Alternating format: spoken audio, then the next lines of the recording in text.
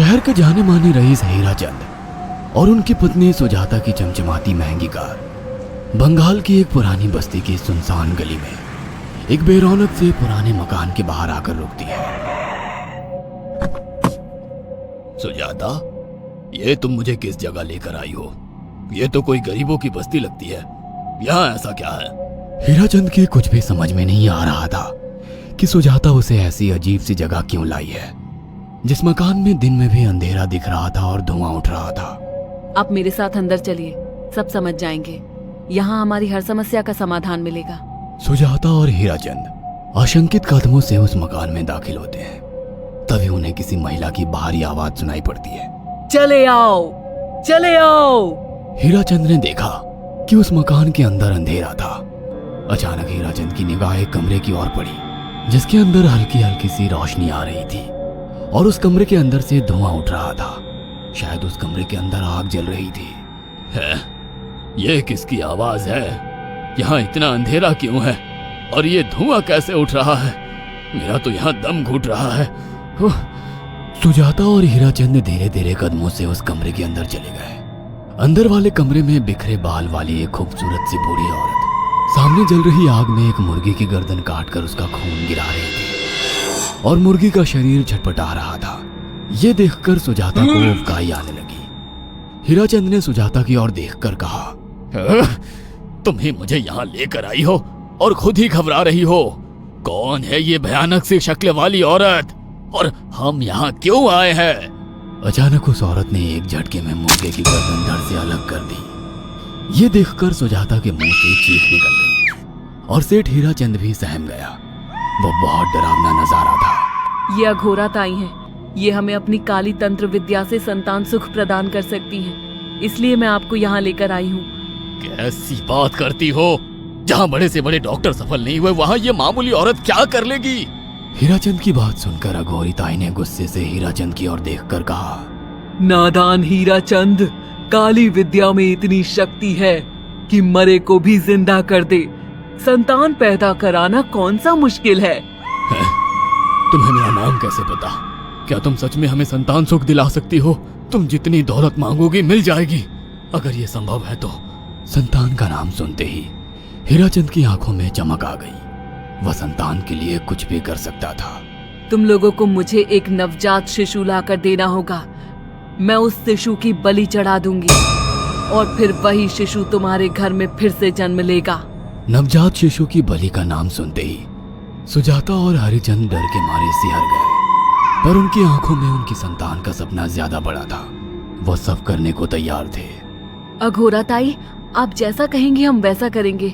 बस हमें संतान सुख दिला दो। बिना वारिस के हमारी दौलत किस काम की? संतान सुख के लिए अंधे हो चुके सुजाता और हरिचंद अपनी नौकरानी शीला से एक नवजात बच्ची चोरी करवा के अघोरी ताई को दे देते हैं।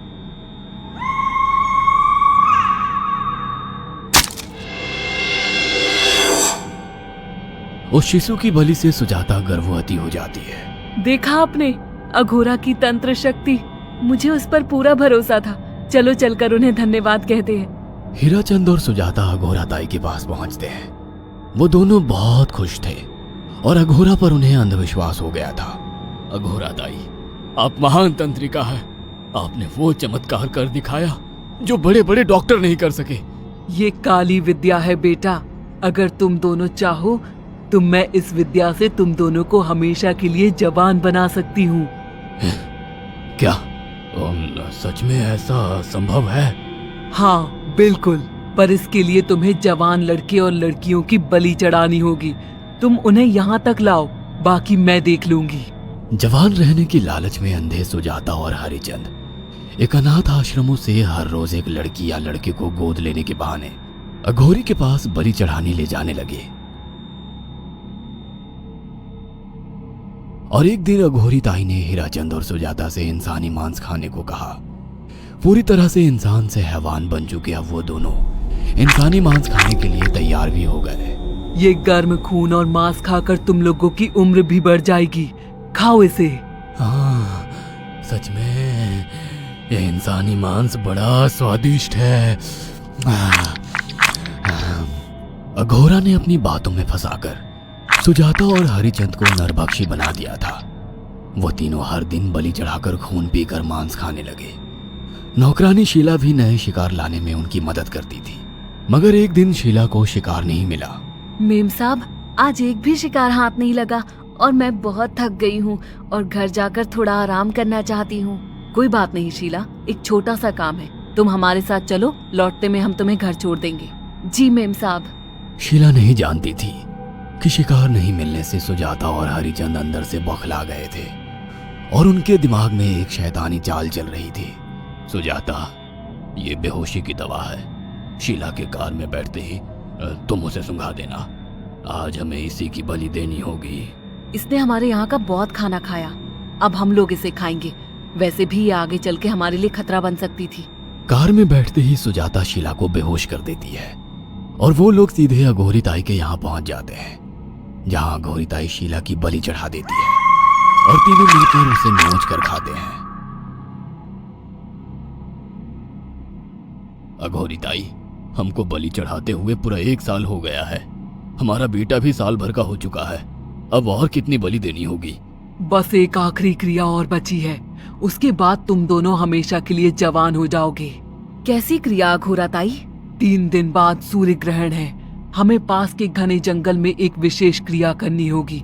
उसके बाद तुम लोग कभी बूढ़े नहीं होगे। कितना अच्छा होगा, हम हमेशा जवान रहेंगे और सालों साल तक अपनी दौलत से ऐश करेंगे। हाँ, सच कहा। अघोरा ताई ने हमारे हर सपने पूरे कर दिए। 3 दिन बाद बंगाल के बियाबान जंगल में कोहरे और ओस से भीगे पेड़ों के बीच एक घने बरगद की बेलों पर कटे इंसानी सिर लटक रहे थे, जिसमें से खून टपक रहा था। काले जादू का सामान भी रखा था। कितनी भयानक जगह है ये, हर तरफ कटे हुए सर लटक रहे हैं। थोड़ी देर में सब समझ जाओगे, बैठ जाओ और मेरे साथ ये मंत्र दोहराओ।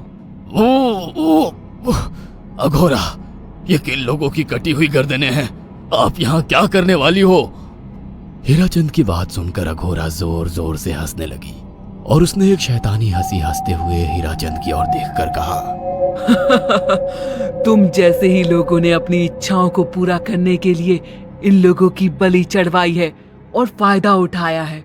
अब तुम दोनों आंखें बंद करके यहाँ बैठ जाओ और मेरे साथ मंत्रों को दोहराते जाओ।